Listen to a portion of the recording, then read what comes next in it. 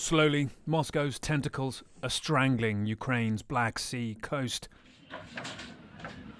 These Russian troops helping themselves to the stores of the town of Kherson. Leading this man away, others too, according to a resident who spoke to CNN. And also showing here too their callous disregard for civilian life. Leaving little left but to appeal to a higher power that any Russian rule might be benign. Head from Kherson west along the coast and the pressure builds.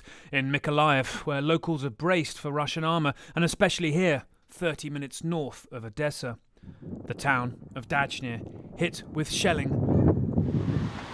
The next stop is this, Ukraine's third largest city, Odessa, the strategic port.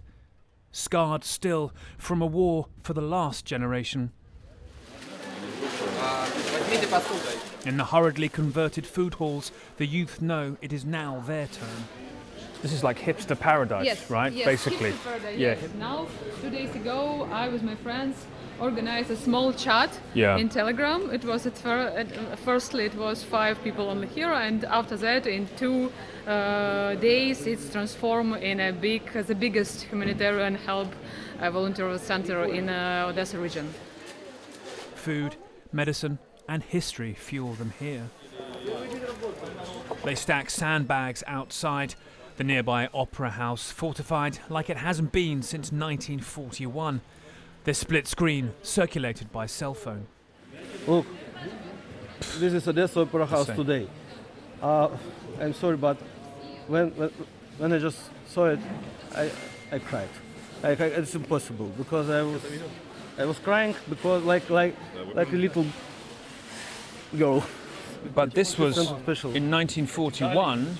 You were fighting against the Nazis. Absolutely. Once again, we're fighting against Nazis. Okay.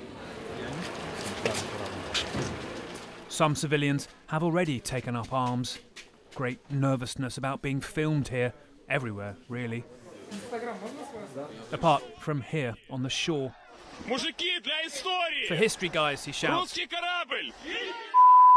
And then they tell any Russian ships where to stick it.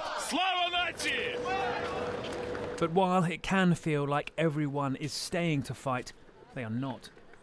The trains are still filling. Grandmother, she says, when I ask her where they're going. Another generation's fight now, who can only hope theirs is shorter. Nick Payton-Walsh, CNN, Odessa, Ukraine. All right, let's revisit all of this with Lieutenant General Mark Hertling. He is our CNN military analyst. He's retired Army Commanding General of Europe and the 7th Army. General, let's zero in on the South, what Russia has achieved overnight and what they have not. Yeah, Brianna, what I'd like to do, Nick's presentation was excellent. He's talking about what's going on. There's confusion down there.